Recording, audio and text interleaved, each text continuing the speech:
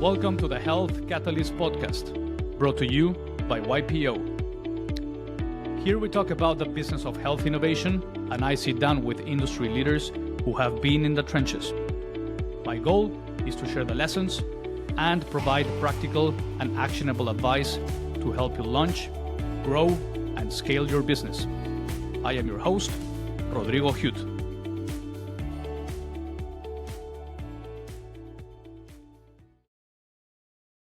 Hello, everyone, and welcome to the podcast. Today, we have a very special episode where we'll be talking about people and talent acquisition. And I am super excited to be joined by a panel of three experts. Today, we have Joy Wright from Flagship Pioneering. We also have Stephen Buckner from Korn Ferry. And finally, but not least, we have Mike Chain from Paro. Thank you so much for your time today. Thank you so much for being here. Before we get started, I would love to let's do a quick round of introductions. If you can share a little bit about your backgrounds and your companies, that would be great to set the stage. Let's start with you, Joy. Then we'll go to Stephen, and then finally we'll go to you, Mike. So over to you, Joy. Thanks so much, Rodrigo, and thanks for the invitation. Really excited for this conversation. So to introduce myself, I am the head of talent acquisition and executive recruiting for a biotech venture creation firm called Flagship Pioneering, based in Cambridge, Massachusetts. Most people know us as the founders of Moderna, the vaccine company. And essentially, our organization raises billions of dollars to create biotechnology and bioplatform companies, basically from ideation. So my team is currently building 25 biotech and ag tech platform companies, which is pretty fascinating. Prior to joining Flagship in 2001, I was the head of executive talent at Merck Pharmaceuticals.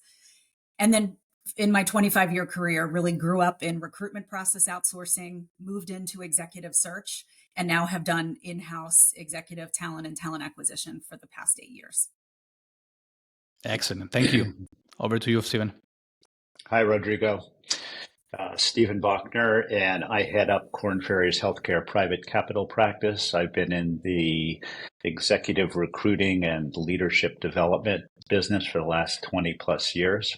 I work at the intersection of healthcare and the alternative asset sector. Prior to coming into this organization, I practiced medicine at Stanford for about a decade. Then I went to Stanford Business School, was in an operating role in a venture-backed portfolio company, and then I deployed capital as a principal at Robertson Stephens Growth Equity Fund. Excellent. Thank you, Stephen. Over to you, Mike. Thanks, Rodrigo. Excited to be here. Great to see you again and join Stephen. Nice to meet you both. My name is Mike Chen. I am the VP of People and lead HR and recruiting and the people team at Paro, which is a startup based out of Chicago in the finance and accounting space, helping finance and accounting professionals and the clients meet their needs with whatever talent requires. Rodrigo, you and I have spent some time together in the health tech space, both previously at Viome, as well as throughout my career at a few other stops along the way. And I've also worked at several tech startups in both Seattle, in Dublin, Ireland, and as such. So I'm super excited to be here. The intersection of HR and recruiting and really talking about talent is very much something that's near and dear to my heart, and something I'm super excited to talk with you all about today. Fantastic. Thank you so much for that. I really love this. I think we have a great balance of perspectives in this panel. So make sure that you take a lot of notes, because you're going to learn a lot. So let's get started. To me, hiring is one of those things in business that can make or break a company. So today we're going to be covering topics from talent strategy, to discussing, identifying and sourcing candidates and selection process and all of that. So I'm going to start with the first topic, and the first question I would like is going to go to you, Stephen. The first question is about how to create a talent strategy, and in particular, how do the best companies build a comprehensive talent strategy, and how does a best in class? How does best in class look like? Thanks, Rodrigo.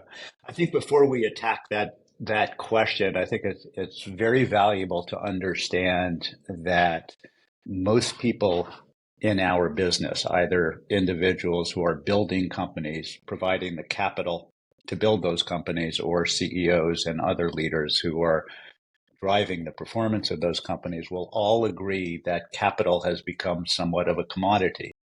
And that really the way to differentiate yourself, either as an investor or as a company, is on the basis of the quality of your people. So on the one hand, we have capital as a commodity. On the other hand, we have great talent, which is a scarcity now. And that's why, people in our business will refer to things such as a talent war, where the companies are competing for a very finite pool of candidates. And yet, even though I think most people will agree to that, it's striking how few companies actually have a talent strategy. So their strategy is to hire a great CEO and let the CEO build the company from there. But what goes wrong there is that not all CEOs are great talent developers and talent leaders. And if you take it one step back, a great entrepreneur does not necessarily correlate with a great CEO, and a great CEO doesn't necessarily correlate with a great team developer and leader. So with that, I think the companies that are actually doing it well, they have a dedicated talent strategy. And surprisingly, most don't have that. The ones who are doing it well look at it as a team approach. You could use sports analogies. Hiring a bunch of, quote, A players does not necessarily create a great team. What you're looking for is coherency. What you're looking for are individuals that play off the strengths of one another and create synergies rather than overlap. So I think what we are seeing now is we're in the very early innings of this theory of building great talents. And I liken it to being in the early stages of longevity medicine. It's becoming, it's raising into the awareness of people. But yet, if we look at where we anticipate being 5 years from now, where we are today is it's just very early stages. The cost of getting it wrong is so significant. And the opportunity to get it right is absolutely tremendous. So I think your topic is an excellent one. I'll pause there and let the others chime in.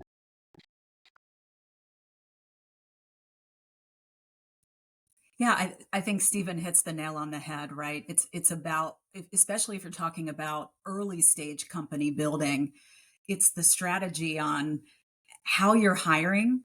We call it future backwards at Flagship, right? So we're trying to paint a picture of what the future of this company will look like and then build from the ground up. And most companies will have an organizational design and structure that they're working from, where the job specs are very clear. We know exactly the talent that we're looking for. But in company building, the ability to pivot and pivot almost immediately is so critical. And you actually have to think about building a team that relies on the strengths of one another. And it's a puzzle. I mean, we literally look at company building as putting puzzle pieces together, about being willing to experiment with different skill sets that we think will move the company forward and move the science forward. But we've got to be able to fail fast. And then I think the next leg of this conversation then is talent development. Once you've got everyone in the seat, what's your strategy on how you develop that talent to build the company? I completely agree with you, Joy. And Stephen, it was well said around the longevity and how you think about both decisions that you might make now, but then how do those kinds of decisions evolve? How does your talent or your personnel sort of react and grow and change with your organization, with the needs of the market as well, and how things might adjust? One of the kind of simple but often powerful ways that I find talent strategy comes together is when an organization can think about both the strategic and the operational needs that they have. And how do the leaders or how do the key people that they bring in, especially at these early stages, help really accomplish or cover both areas. It's not black and white where you're only hiring a strategic leader and someone who's only thinking about the ideas or the potential or too far down the road, and vice versa. You're not necessarily just hiring someone who's a pure operator and can only do or solve the immediate thing that you have now. You need talent that is able to do both, and you need that interplay between your bench and between your key players for that to all really cohesively come together. It's what helps define a really good talent strategy. Rodrigo, when I sit in on interviews with our private equity clients who are interviewing CEOs, it's striking how few of those interviews focus on the individual's ability to develop a high performance team. And that has to become an integral part of the evaluation of a leader. A high performance team requires, a multitude of factors. It has to have a purpose. It has to have the right people. It has to have process. It has to have standards of behavior. It has to have alignment of mission. It's, and a number of other things. And traditionally, those evaluating CEOs and other and for other positions, we haven't focused on that. We've focused on past performance. We focused on ability to manage the budget, to drive growth, to innovate, and things like that, which are all tremendously important. But this is a new area that's commanding more and more attention. Again, going back to that premise that I think most people would agree with, is that you can no longer differentiate a company just because you have access to capital. It's got to be on the basis of the people. It's not just capital and unique technology. Right. Yeah. Thanks for that. And so let's assume that a CEO of a growing health tech company or biotech company, it's convinced that he must develop a comprehensive talent strategy with all of the considerations that you just mentioned. What are some of the metrics and indicators to see if you as a company, if you're making progress or not, if you're succeeding or failing, from the strategy that you developed? How do you know as a CEO if you're making progress? Well, I'll take that one first. In our world, there's a couple of different KPIs that you're looking at. Number one, because every single company we're building is a platform with very early science, it's really about, is the science proving out? And are we meeting all of the KPIs in the lab that we're setting out to meet? Fundraising goals for us, I mean, we're moving very quickly to try to raise Series A's, right? So it's, what is the interest that we're getting from the investment community, and how are we able to tell our story? Do we have the right people telling the story? And so do we have the right talent in the right seats? And then to me, I always go straight to employee engagement. When you have these early companies, and we're really, really starting to double down on employee surveys, when you have 15, 20 people and you're building a culture, you've got to understand if those people are happy, challenged, engaged, believe in the mission. And that helps you further define whether you have the right people in the right seats. 100% agree, Joy. What's your favorite question on those surveys, Joy? Is there anything, how do you know, like the NPS score, that there is one single question? Like, would you use an NPS type of question for those kind of surveys? Or how do you really know if people are engaged or they're just saying that they are happy? Yeah, it's a great question. Well, I would say my favorite question is, would you recommend a very close friend or family member to work for this company, right? Which is very, very telling. So that's one of my favorites. I mean, we can probably talk through it all day. All right. Sorry, Mike, you were going to say something.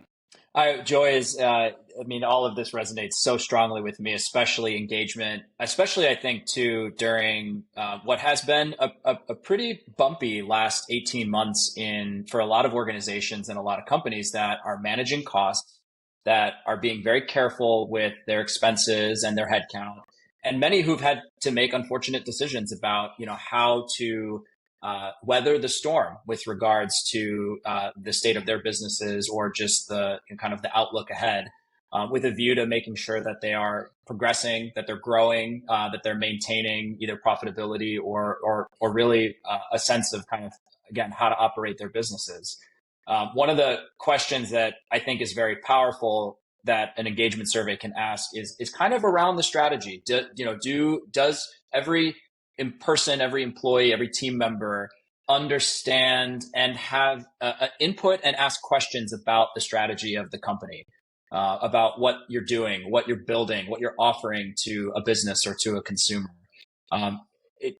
If you also are not necessarily spending the time with the team to follow up with that question, engage in conversation, that can create some space and that can create some, like, the silence can be deafening as far as the team being, again, just saying they're engaged or saying they're interested versus actually being energized by what you are trying to do and the impact that you're trying to have on, again, on the industry or on the, on the, you call it the end result of what you're trying to create. So it's important to create space for that conversation to take place. Thank you, Mike. I agree with both Mike and Joy. And to add something to that on another note is that I think most companies are pretty good in assessing how the company is doing from a performance perspective. Particularly if you have a venture or a private equity board, they're monitored very closely. What companies aren't doing as frequently is assessing on an ongoing basis the satisfaction that exists among employees. And those of us who are in the business of attracting the highest quality talent to leave their current positions, to go to other positions, it's striking how few people are actually really satisfied in their role, even if the company is doing really well. Mike, Joy, and I wouldn't have a job if those people were all content in their roles. And so the other element that needs to be given attention is this ongoing identification of high potential players in a company and making sure they are aligned with the mission, making sure they believe that this particular company is offering the opportunity for them to continue to grow. Otherwise, they're going to take our calls and they're going to be very attracted by the next opportunity. I agree with that. And why is the level of dissatisfaction so high nowadays? Are we going back to your initial point, Stephen, about the CEOs? Sometimes they are not even interested or skilled in terms of building a talent strategy and developing teams and building culture. Does that happen more in early stage companies than more mature companies, or it happens across the board? What have you guys seen? I'd like to take this one first and give my opinion. And Stephen, I'd love to know what your thoughts are as well. But I think now more than ever, talent, an individual, a person, there is an ability, almost an expectation and an opportunity to set your own brand, to really define who you are as a talent professional in whatever field you're in, whether you are in health tech or bio or pharma. But no matter what speciality you have an ability to build your own brand and to do it on platforms like, say, LinkedIn and other places, more visible than it ever has been before, beyond just having a resume and maintaining your own connections. Technology has been powerful in that way. On the flip side, though, it means that the inputs and the signals that individual can get about the state of the economy, the state of the industry, the expectations on them or on their employer, frankly, for what does it mean to work at a particular place? What should I expect to receive or be a part of? Those signals are also as strong as they've ever been. And so the ability to be satisfied or dissatisfied, I think, it's that much faster. It can go south or improve that much quicker now more than ever, which is all the more reason to have very kind of powerful grounding forces within your organization, values, other things that I think we'll talk about. But ways in which to really keep the ground as steady as you can for the sake of building something and really strengthening your teams. Yeah, I think we're dealing with a multitude of factors. In one category, what we have is there's an enormous kind of ADD factor where everybody wants to move forward as quickly as possible. And as soon as something doesn't feel right, then people are looking for the next best opportunity. Okay?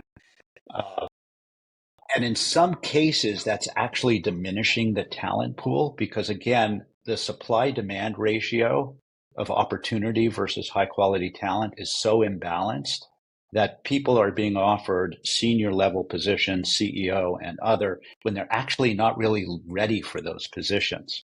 But there's such a scarcity that they're getting them, and then they're failing in those positions. And everybody's wondering, well, she or he looked like they were ready, but we're not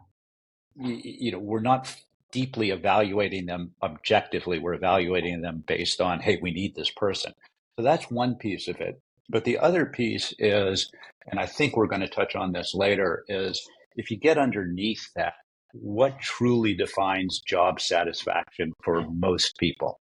You'll have a group of constituents that all they want to do is they want to get to the top as quickly as possible for whatever psychological reasons drive them. But there's a larger majority, in my opinion, I like to believe, that are really focused on alignment with mission, job satisfaction, acknowledgement of their worth, being of service to a greater mission, and those type of things, which we'll probably get into later on, that we really have to. And that's where we have to pay attention to, and that's where ongoing tracking and assessment is so critical. I think the final thing I would add here that we didn't touch on is the virtual environment of which, since the pandemic, we all now live and work in, right? We always say at Flagship that, pioneering is done in teams and teams are meant to be in person. And we have very much an in-person work environment where we try to as much as possible. But I think where you do have teams that are virtual, having the right leaders in place that know how to engage those folks and have them focused on things like the mission and to feel like they're part of the culture of the company. I think that's, a whole nother area that from what I've seen has impacted job satisfaction since the pandemic. Yeah, absolutely. Absolutely. Let me move on to the next topic. The next topic, it's about how to find the best possible talent. And, we all know that every company wants to hire A players. The problem that I found, at least in my career, is like companies define A players, B players, C players in many different ways, and it tends to be quite subjective. So I wanted to ask you, like, how do you think about that, and how do companies think about this categorization?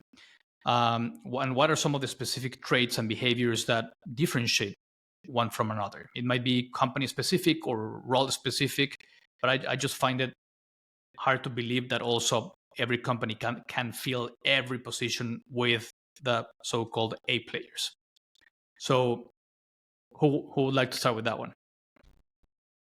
Kind of want to hear what Steven has to say about this. He already teased up the A player analogy, which I absolutely loved. But I would love to know what you think, Steven. So I don't know what there's no generic A player. That just doesn't make sense to me. Because if you assemble a team of a bunch of A players, it could be a C team, right? If you're, again, drawing on a sports analogy, if you put the 5 best centers on a basketball team, it's going to be clunky. They're not going to win, right? They're going to be stepping on each other's feet. So there are certain characteristics that you're looking for. So I would say it's both company and role specific. And again, trying to generalize to define something that really doesn't lend itself to generalizations is, I don't know, it's challenging. But what are we looking at? We're looking at defining what the key performance metrics are going to be for each role as an individual and overlaying that with the key performance metrics that are going to be required for that person to be part of an A team. And finding the overlap of that is what defines an A player. Past performance is not indicative of future performance. And that's a critical mistake that I think people make in hiring. Because what was required to succeed in one company is not what's required to succeed in another company. And so we're looking more at agility, and agility along the lines of both learning agility and interpersonal agility. Those are the areas that we're really focusing. And I can go on about this topic for the next 10 minutes, but I want to defer to Joy and Mike to chime in. Before we go, can you elaborate a little bit more on that agility piece? Like, how do you define that? Because you've mentioned agility, from a skills perspective, but also you talked about, relationship agility. What does that mean? Yeah, I think in this business environment, the business environment we're in today is dramatically different than it was even 5 years ago. And that's changing, it seems like, on an annual basis. And so the ability to adopt is the way I define agility. And so as it relates specifically to learning agility, what I look for in leaders is how have they transitioned from one role to the next? And what have been the distinctions from each of those roles, and how quickly have they adjusted? So, for example, if I'm recruiting a CEO into a private equity-backed provider business, I want to see how that individual has gone from one type of business to another that's been distinctly different. How have they transitioned from one role to the next that's been distinctly different? And I really want to get under the covers and see, were they successful adapting to those? And then I want to check with the people to whom they reported or the people who reported to them to verify that.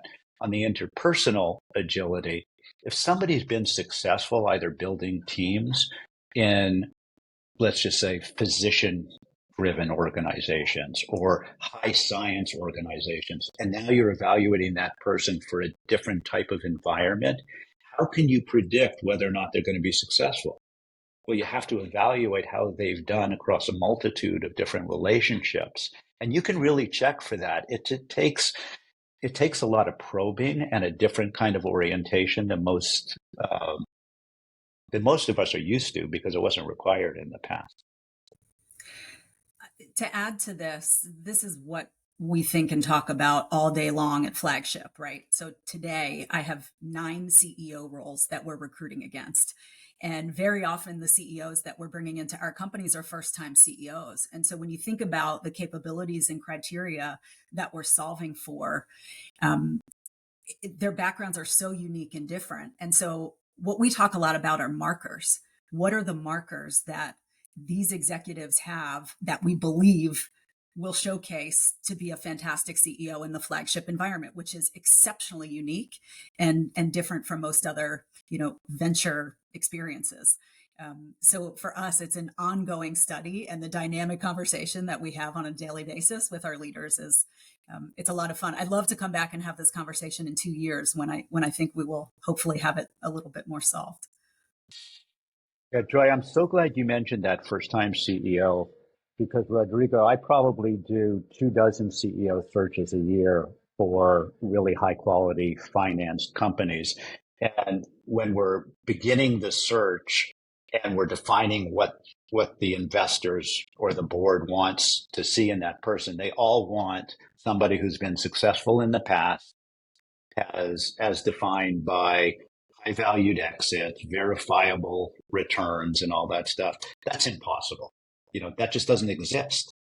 So oftentimes when we can't find that, we need to be able to predict how a first-time CEO will perform.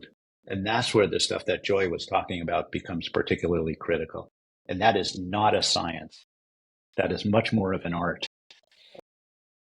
I would compliment or add that as an art, but also as it's a testament to not just the CEO, but then supporting your leader and your leadership team with the right combination of people, of A players, like that blend of people who might have different expertise, a particular intelligence or experience in a certain capacity, but then combine that with other leaders. Maybe it's a CFO, maybe it's a COO that has been down this path before at similar stage companies or much larger organizations, who can ultimately support a CEO in the boardroom, right? Who can kind of complement and give that kind of support, guidance, just generally kind of round out that what is needed to make sure that they are representing and presenting the progress of the company in that certain way.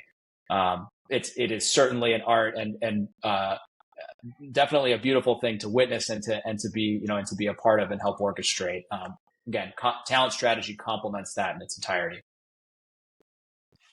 Yeah, and I know, Rodrigo, we're not limiting this conversation to privately held companies, but in the alternative asset world, where venture growth and buyout investors are on anywhere from 4 to a dozen different boards, and most of them have never run companies themselves, they don't have the time and sometimes don't have even the experiences to support those first-time CEOs.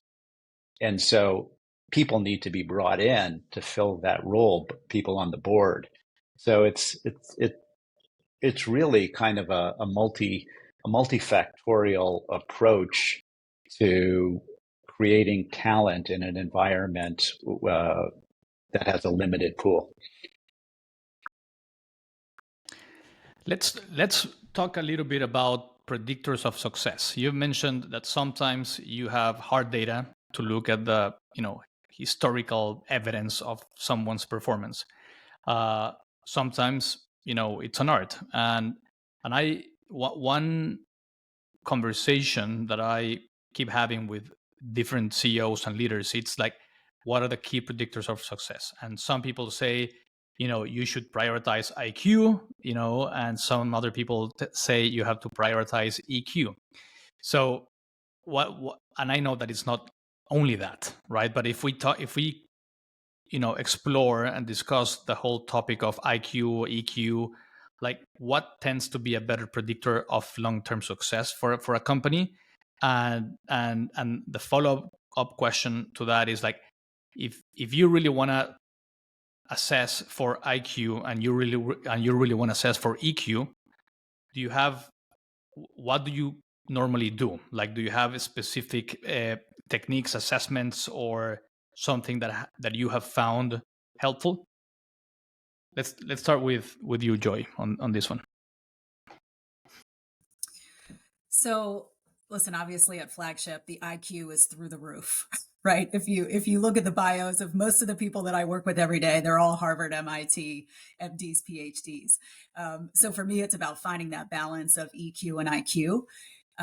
So much of what we do, as we all know in executive recruiting, it's a relationship business, right? So for us, in terms of how we're assessing those folks, it's as much about how do we get them in a room with the business partners that they will work with, and how are we assessing their ability to present a value strategy for these companies, right? So we do a lot of live, in-person, role plays, in-depth roundtables where we get to know them, where we get to know how they think. But I will tell you that so much of how we assess EQ is by talking to folks that they've worked with, grown up with in their career. And this is a people business. And so my team and I spent a lot of our time on the phone with all of the folks at Flagship and the folks in the biotech and pharma industry that know the executives that we're interviewing, to really understand how they'll mesh with our culture. So for me, it's very much the balance. I think EQ is also the call it the differentiator, or the the thing that can really either make or break the placement or the selection of the particular candidate. I mean, IQ in many cases is a non-starter, right? You need certain level of either intelligence, experience, expertise in a particular space to fit the need for what the company's doing. But then to try to understand someone's ability to know their own emotions or to know the emotions of the team members around them, to be able to control that or to be able to harness it in ways that will be often unprompted or in ways that they can self-recognize and be able to navigate through decisions or key moments within an organization. I mean, that's the key, could be the key differentiator for both the success of the organization and frankly also risk mitigation, managing through what could be tricky or difficult situations. Building on both what Joy and Mike just said, I think it again depends on the specific role. Joy will be able to relate to this in particular. When I'm recruiting for a Series A therapeutics CEO, frankly, the IQ evaluation is probably a bit more important than the EQ evaluation if I'm recruiting for a private equity-backed several $100 million company. There's a barrage of tests, really sophisticated psychometric tests that we employ sometimes. They're all, everybody knows these tests, Myers-Briggs or MMPI or Hexaco, whatever you want to use that can assess these things. And they're adjuncts to our evaluation. The interpersonal piece, the EQ piece, is particularly critical in this environment because, as both Mike and Joy said, the baseline IQ is usually sufficient to do the job. And sometimes EQ comes down to things like being able to take feedback, to be able to take direction from a board. But a lot of the times we are dealing with super high intelligence, highly accomplished individuals who have a great deal of difficulty taking feedback or delegating or relinquishing power. And that can be put to use valuably in a small, very early stage therapeutics company that has 6 to 10 employees that have to hit certain scientific milestones. And those same qualities can be a recipe for disaster once you're in commercialization phase. So it really depends on the specific situation.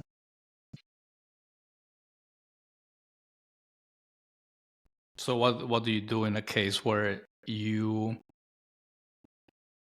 are dealing with a CEO, a candidate CEO that has high intelligence but doesn't get that feedback well, and he's a candidate for that and interviewing and going through that process?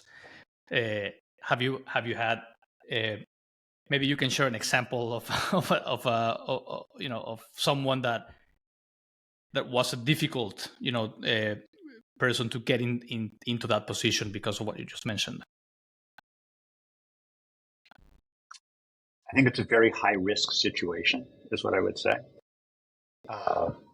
There's ways of assessing whether someone is quote unquote coachable. However, to take a risk like that is it has to be a very calculated risk. And the best way to predict is by looking at how they have responded in prior situations. As a former surgeon, I don't mind saying this, when you're dealing with scientists, particularly physician scientists, it's hard to change their stripes. And I'm always reticent if someone has not been able to take feedback, been able to delegate, to say, well, this person's so talented, they'll be able to adjust. I've seen far more failures than successes in that area.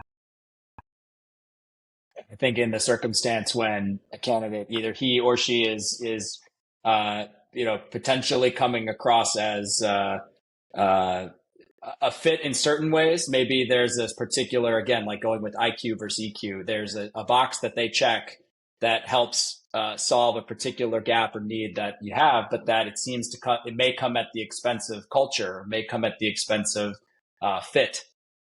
I know we're maybe jumping ahead a few chapters here, Rodrigo, but in the selection process, it speaks to the need to have a robust and balanced evaluation and selection process. I mean, as a business partner to CEOs and to CTOs and decision makers, I have to have the ability to call out and say and acknowledge, okay, like we might feel good about this particular decision from one perspective, right? We might feel confident that this potential candidate is a rock star and brings with them the knowledge that we need, but that there may be lacking in the ability to partner or some other capacity that, again, is ultimately maybe reticent to the values of the organization. Your selection process needs to be thorough and robust and complete in that way so that you do not make a risky or ultimately fatal decision, bringing in someone to the company that could set you back. I would just add a simple anecdote that we use at Flagship that my chief people officer and I talk often about is that we have an executive search recruiting coordinator who schedules every executive interview. And she's the first opinion we ask on a candidate after they come on site for the first time, because, we firmly believe it's how these candidates treat people, regardless of who it is that they're interacting with. And it's pretty amazing the flags that come out of some of that feedback that ultimately lead to whether a candidate turns out to be a great one or not. So it's just a small anecdote, but something that we use as one of our levers in the process. That's a great great point. That's a great point. I would also say we have to be aware of our own biases. Our meaning the team that's helping to recruit and make this decision. We're all under pressure to fill this position for different reasons. We all know how difficult it is to fill it. We know the cost of not filling it. And so that influences our selection bias.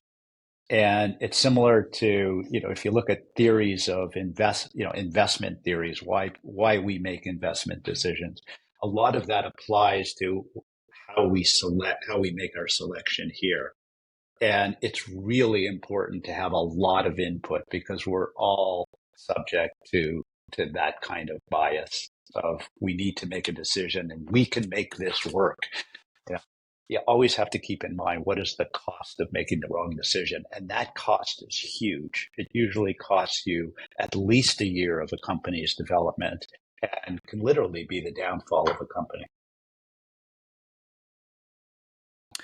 Yeah, I wanna follow up on something that you mentioned, Joy, a little earlier about role plays and things that you do during the interview process. How and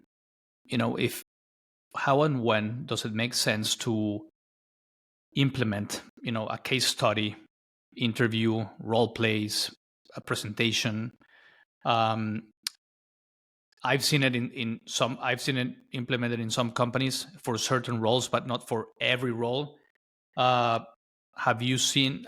Do you guys use it in most of your interviews? And then I'll ask the same to Stephen and Mike. Yeah, I think you're right. I mean, it's used differently across the organization. I would say for the executive level roles, whether it's a chief scientific officer, chief medical officer, or CEO, it's usually the tail end of the process, right? It's after everyone has been met, and then you're inviting a few select members of the board, the chairman, into the room with the other executives to help understand how would this person position the company, whether it's to investors, the FDA, et cetera. I would say actually that we use it throughout the hiring process at many, many different levels. And for us, obviously, it very often is focused around the scientific strategy of the companies and the platforms that we're building. But it's something that we use very consistently.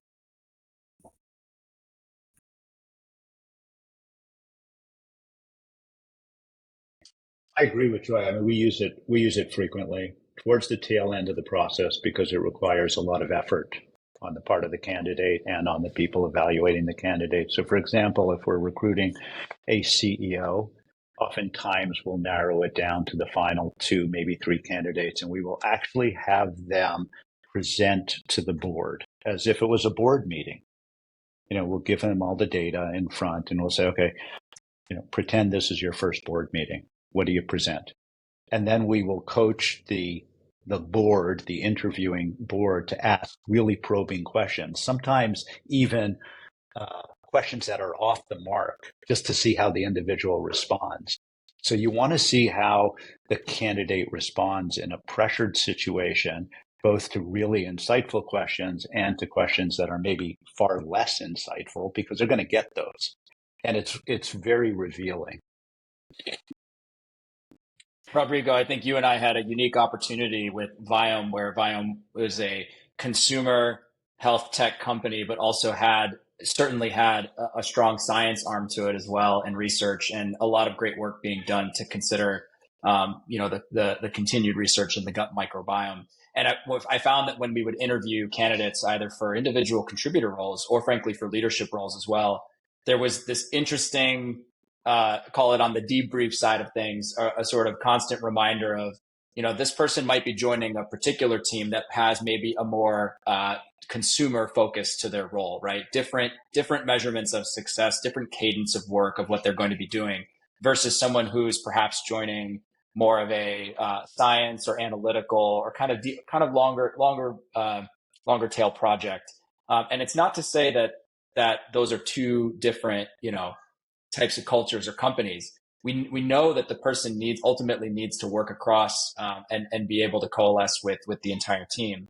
But I think gathering those opinions and making sure that the decision makers and the different people that are participating in the process really understand and appreciate that, and that they understand how the different teams within the organization work. It's something that you're never done doing. You're never done talking about or socializing or sharing the experiences, so that a selection process can be healthy, and it really can be done to best suit the needs of the organization.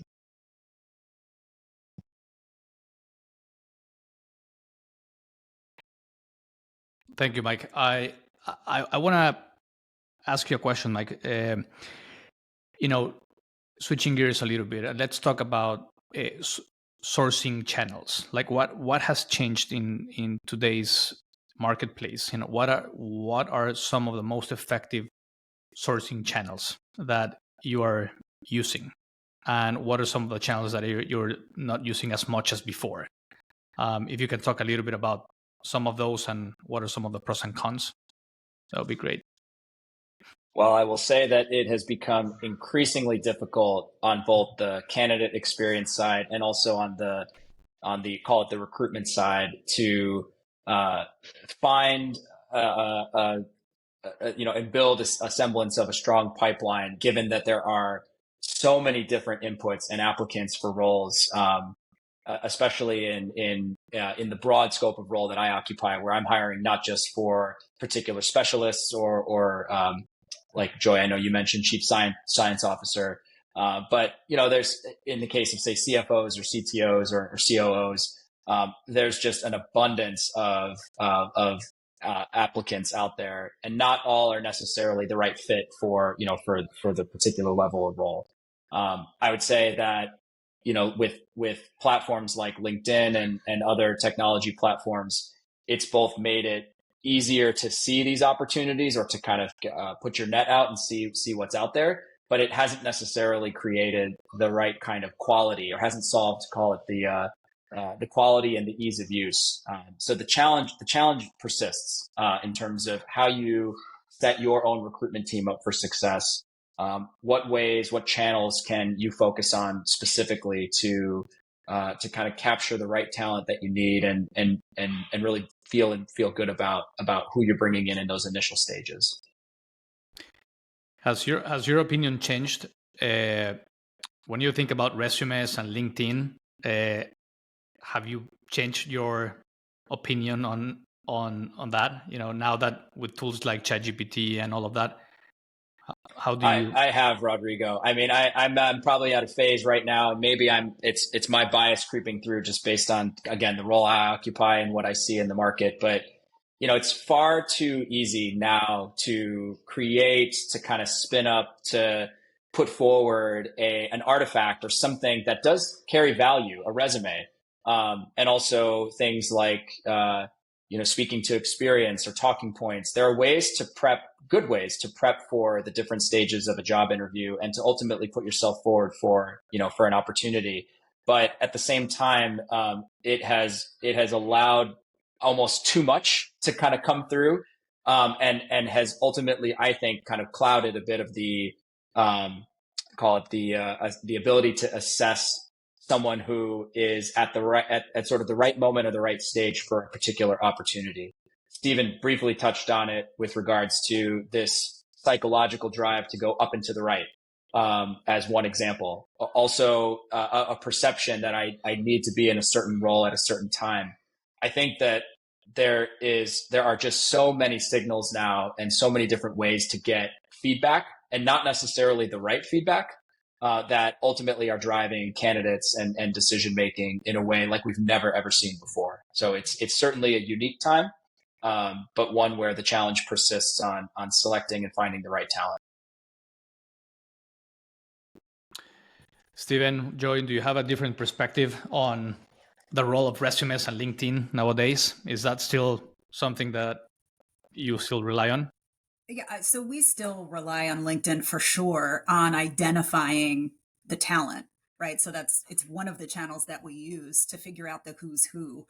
But I think, to Mike's point, for us, it's the double click on the referencing and the amount of time that we spend after identifying candidates to, number one, make sure they are who they say they are, but also just to really dig in to understand is what's on paper, the real experiences that they have. So, when I think back to my Merck days, coming from an executive search background to an in-house role at Merck, the thought of doing back channel referencing, which, Stephen, this is what, what we live and breathe every day, right? It was so foreign to them that you would make a number of phone calls to find out if a candidate was who they say they were. Today, it's where my team spends all of our time, right? Every reference point we can get on a candidate before even we bring them to a final pipeline is just really, really critical. So I would say for me, that's what's changed. And then just the piece I would add about sourcing in general is just, for me right now, sourcing is where we're putting all of our investment. For us, we've got the power to get to the candidates in the market. They want to take phone calls from Flagship. And the only way we're going to get the best talent is by reaching out and attracting them. And so that's where a lot of my investment is going. Yeah, Joy, I completely concur. There's one of my clients who's actually a YPO member, runs a healthcare private equity firm. We were talking the other day and he said, Bachner, you're a talent snob. And I said, okay, I'll take that. Because we get hired to be suspicious, not cynical, but suspicious. So everything needs to be verified. And oftentimes the only way to verify it is through firsthand referencing. And by firsthand referencing, what I'm referring to is the reference you're doing is only as good as the relationship you have with the person who you're making that call to. So if somebody at this level can't provide a list of references who will say nice things about them, that's a real problem, but it's irrelevant. And so, I came from a boutique that I co-founded, and we had good access to people, really good access, and we worked hard. It's a luxury being at Korn Ferry, which is the most recognizable brand in the industry. So everybody, I'm only one step removed from literally anybody in the healthcare world. If I don't know that person, one of my partners knows that person, and I can call them up and I can say, Joy, I know you're friends with my partner, Bill. We're talking off the record. And there's a really good chance Joy's going to give me clean information. But if I call you, Rodrigo, and I say, hi, Rodrigo, I'm Stephen Bachner, so-and-so and so, and this we're talking in confidence. I'd like you to tell me about so-and-so. Yeah, you may tell me something, but you're going to be pretty careful on average because of all the possibilities if you say something negative and that gets out. So that kind of firsthand referencing is particularly critical. People are sophisticated now. They're sophisticated from a technological perspective. They get coached on how to interview, how to say the right things. They do role playing. They're kind of like political candidates. They know exactly what to say. And it's not always easy to dive underneath that. Yeah, I love that you said like being suspicious. Not so that's part of it, and that's when you were describing the that example where you would put a candidate for a CEO position in front of the board to have this exercise role play. I was going to say that a lot of people are well trained, and a lot of people can be great talkers, in an exercise like that.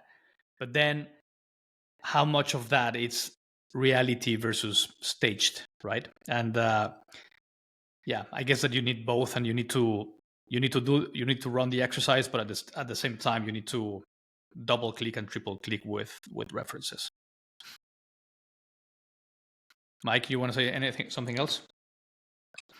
Just that, and maybe it's leading to where we're going next with interviews and the interview steps. But there's as much about that selection process as it is about how does the team evaluating that candidate. How do you get down to business in terms of speaking the same language, evaluating, like assessing, figuring out how that person's going to be a fit within the organization? I mean, my mind goes to like it's a constant game of managing both, right? You hope and trust that, and you rely on these references for these key leaders who could be joining your organization. But you also need to manage and run a process internally that is going to be efficient and isn't going to be analysis paralysis where we go round and round and no one can agree. So again, that's where my head goes.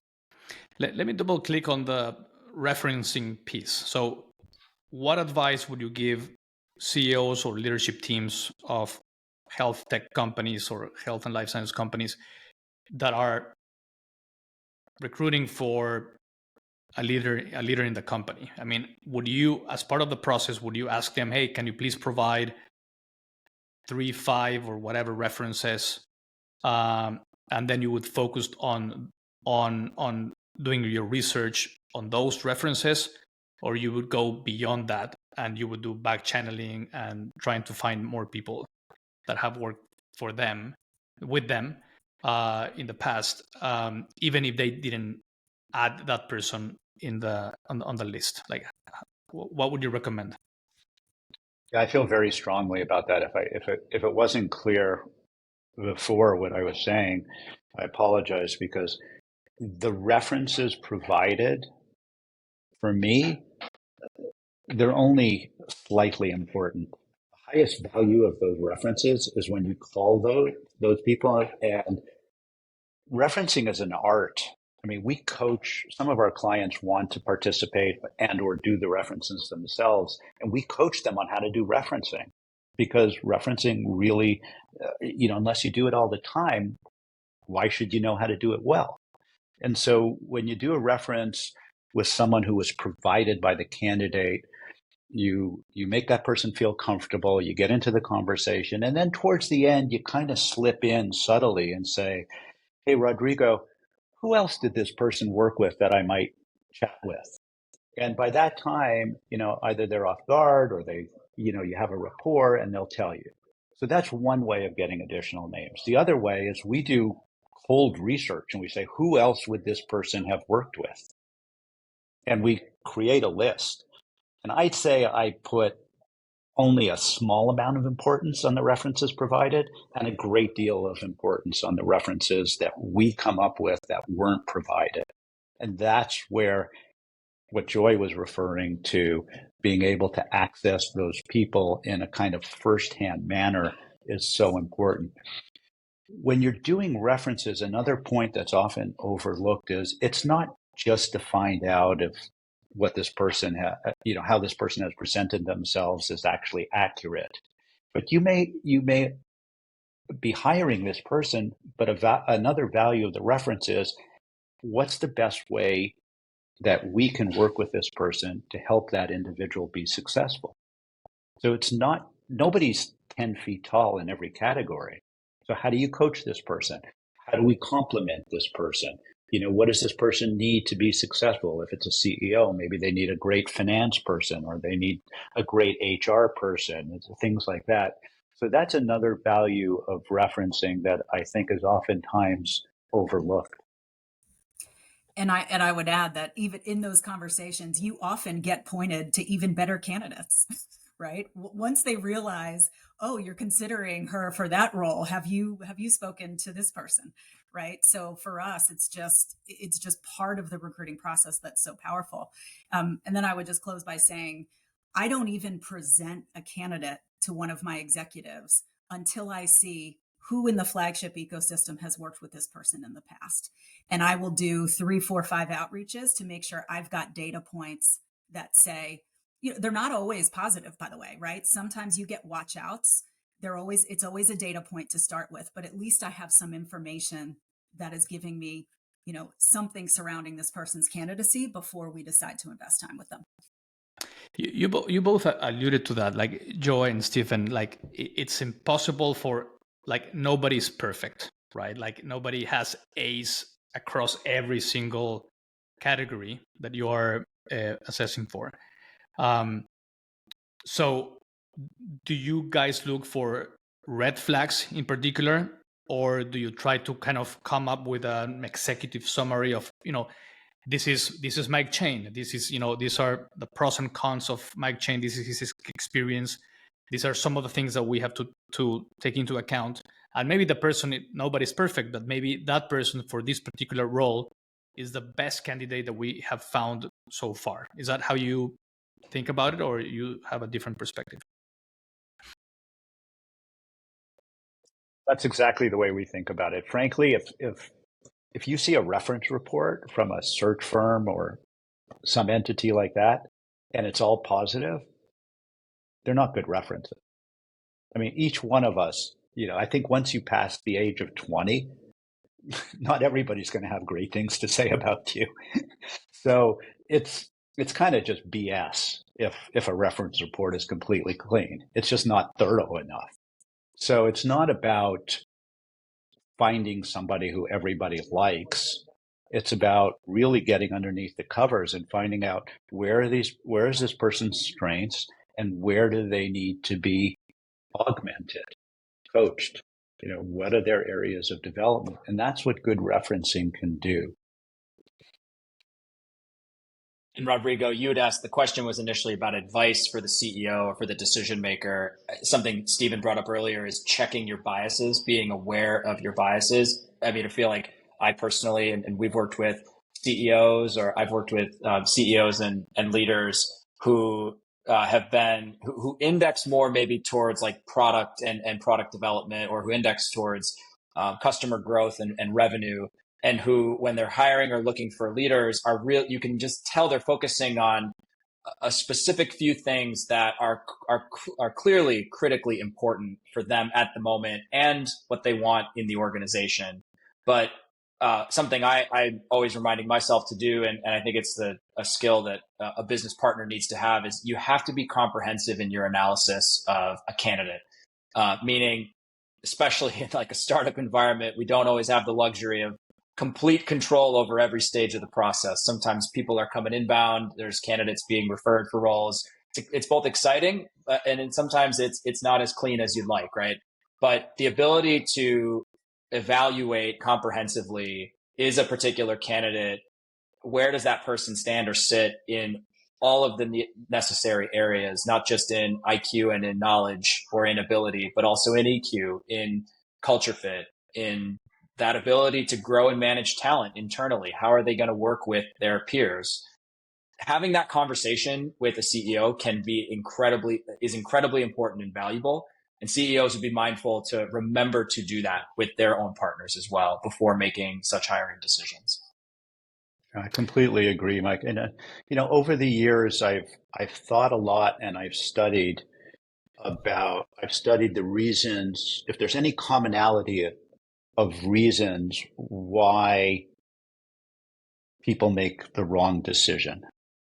And Rodrigo, virtually every one of my venture growth or private equity clients, super smart, super successful, and the common reasons for wrong hiring decisions really boil down to they go with their gut,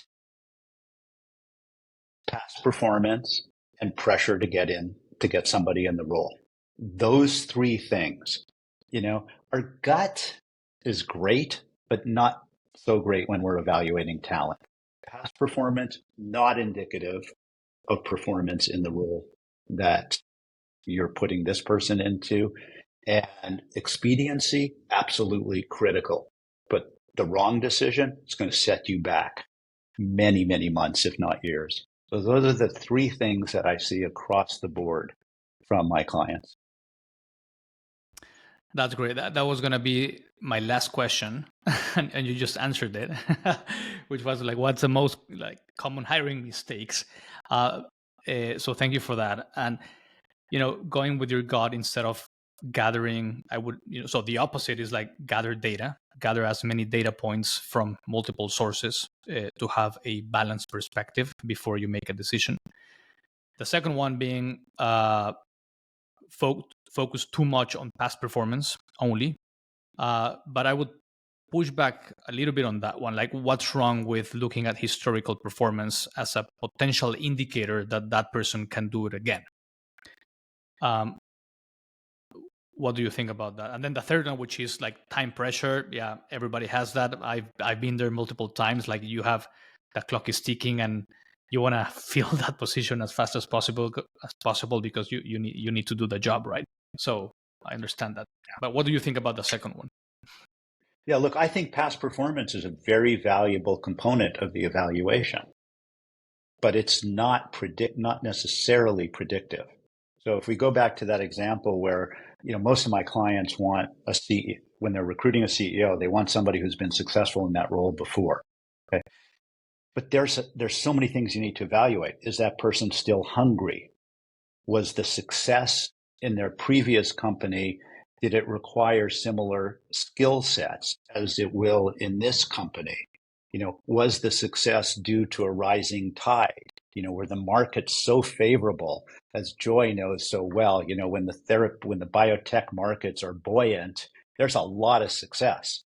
When the biotech markets are in a drought, there's not a lot of success. That doesn't mean that each person whom created a success in a buoyant market is great, and vice versa. So I think it's an important piece to look at.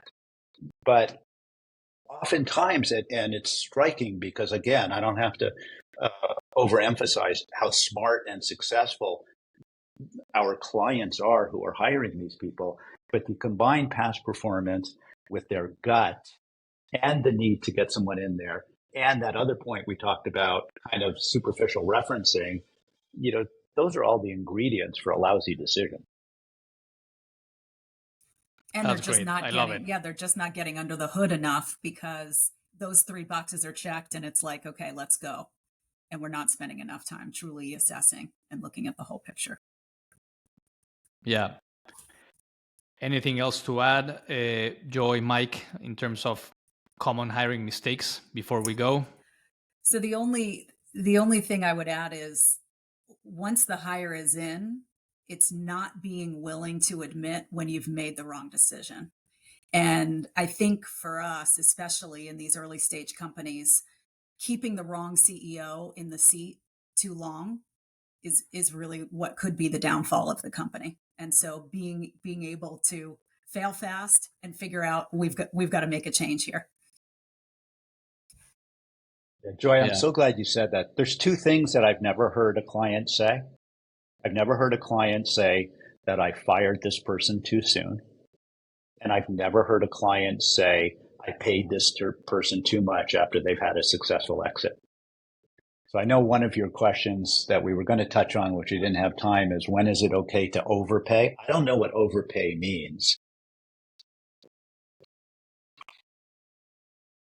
Yeah. Yeah, Mike, anything else? We are almost on time. A fail fast decision is often feels like a a tricky one or a difficult one to make in the moment, but like Joy and Stephen just said, it's not often the case that you regret especially when it's the reality you're facing. So big +1 to the fail fast and move forward. It's good advice. Excellent. Thank you so much. Well, we are at the end of the interview, at the end, the process of the podcast. Thank you so much for being here, Joy. Thank you so much, Stephen, Mike. I really enjoyed this podcast episode. So thank you so much, and until the next time. Thanks, everyone. Thank you. Thank you.